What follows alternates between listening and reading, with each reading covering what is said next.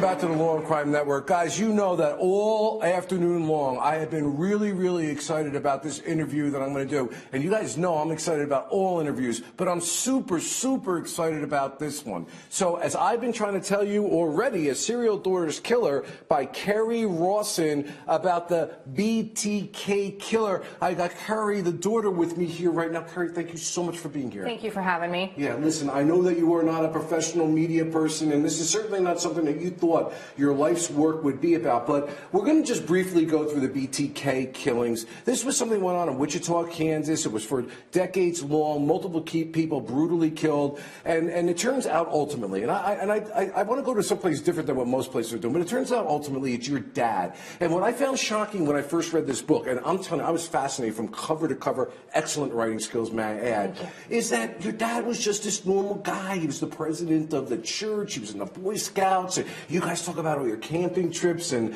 all of that and how capable he was. And when these killings were kind of going on, you and your own family were freaking out, and Dad was telling you how to protect yourself, how to take care of yourself, when all along he was the one committing these. So that must have been very confusing for you, to say the least. I know that from your book, to see this person. Just tell us very briefly, because I don't want to stay on this too long. It was shocking to you, right? This wasn't Dad to you. No, I mean, I only knew the man we were talking about, the one I fished and camped with, and he was like my best friend that I walked the dog with, and I was very close to him. And so when the FBI showed up on my door, you know, in February of 2005, like I told him they had the wrong guy. I tried to alibi him, and I just fell into physical shock. My whole world just fell out under me. Yeah, I remember a passage in the book where, like, the FBI comes up. He was an agent that wasn't really a field agent, so they kind of threw him out there. No. And they hit all your family at one time. They did. It was all coordinated because they were pretty sure it was my dad a week before they arrested him.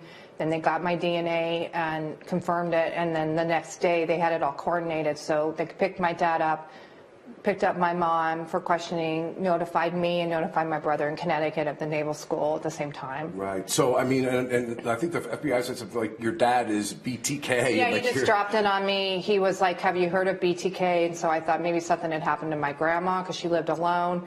And then he just drops it because he realizes I'm not getting it. He's like, your dad is BTK. It wasn't like he's being investigated, he's being questioned. It was flat out, your dad is BTK. Okay, moving along quickly through the system, your father actually went there and was confessing. And for the audience, so you understand, the BTK model was he was toying with the police and the FBI. He was sending them notes and things of that nature. Turns out that, if I understand it, a floppy disk that he created because he wasn't, quote unquote, getting the notoriety. He was writing to them. How come you're not taking, attention to me as opposed to these other mass killers? Well, they had metadata on that disk, and that disk wound up going back to the church. And then ultimately they were able to solve the case that way. He goes into the jail. You guys are in complete shock.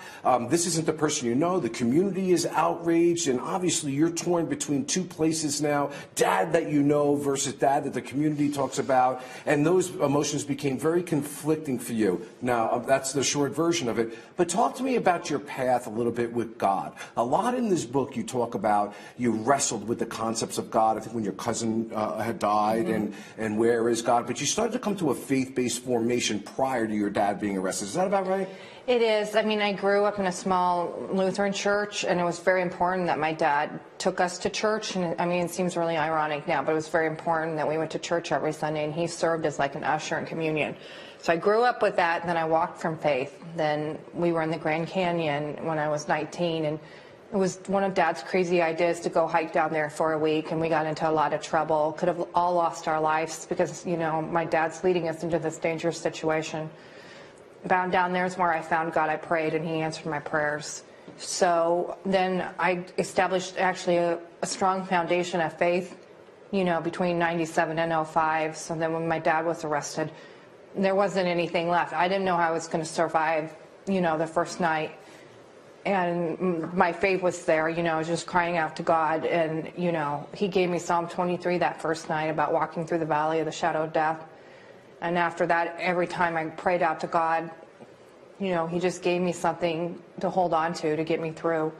Right. Now, interestingly, before your dad is arrested, you get married to your husband, and obviously, and in your wedding ring inscriptions, you have "Love Never Fails." Now, yours was misspelled a little bit. It from what I was said. in Wichita. The engraver, he put "Love Never Fails," but he left the R off, so it's like "Love Neve."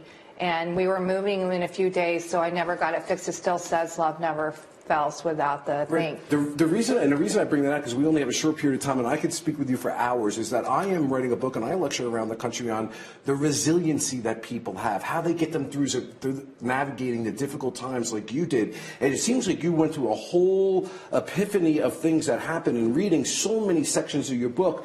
Part of it says, for all those who suffer from unhealed wounds or the crippling effects of violence, betrayal, anger, your story offers hope at reclaiming sanity in the midst of the madness. Talk to me about when you love, because that's where that comes from. Right. Corinthians, love never fails. Love is perfect, right? Right. Talk to us about, you came to the final conclusion in your soul that you still love your dad, even though he has done these horrible things. Talk to us about Right. Love Never Fails was our verse when we got married, and it was on the wall.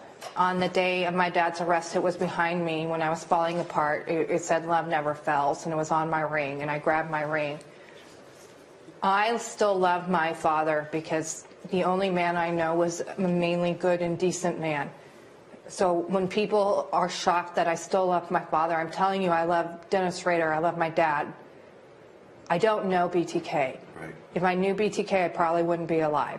Well, I find what you're talking about to be what I would use the word courage, and I'll tell you why. Because it's faith in action to me. It's one thing to say you love, and it's one thing to say about forgiveness, but it's another thing to be able to practice it. And God knows you people could have felt very betrayed and hurt because you changed your whole trajectory of your family. Your last chapter is about forgiveness. Talk to us about the power of forgiveness and the message that you are really an inspiring example that for those who think that you should be hating your father, you're really not getting the message, are you? I mean, I definitely went through betrayal and all the feelings, anger, hate, I cut him off for a while. Eventually what happened was I took all of that pain and I internalized it, even though I had been in trauma therapy.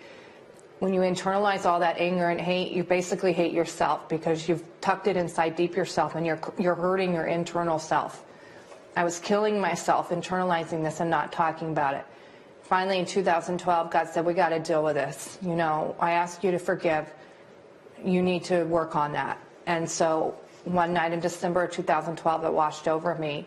And I knew I had forgiven my dad, and I went home and I wrote him and told him right away, right after 5 years of not talking to my dad, I said, I've forgiven you. And if you ask God for forgiveness, you can be in heaven.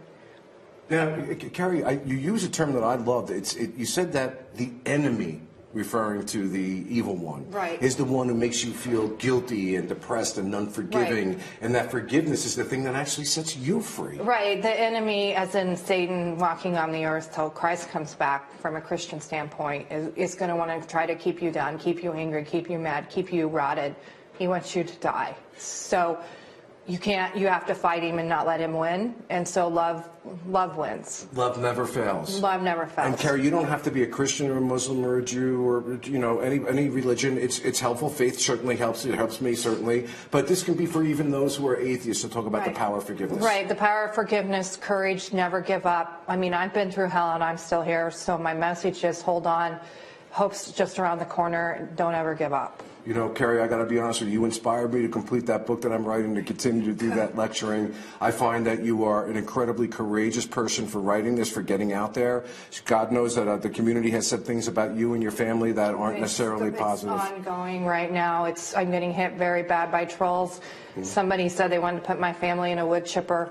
So I'm just trying to keep being courageous and, just keep saying what I need to say. Here's the book, folks. Kerri, thank you so much for the interview. Love never fails.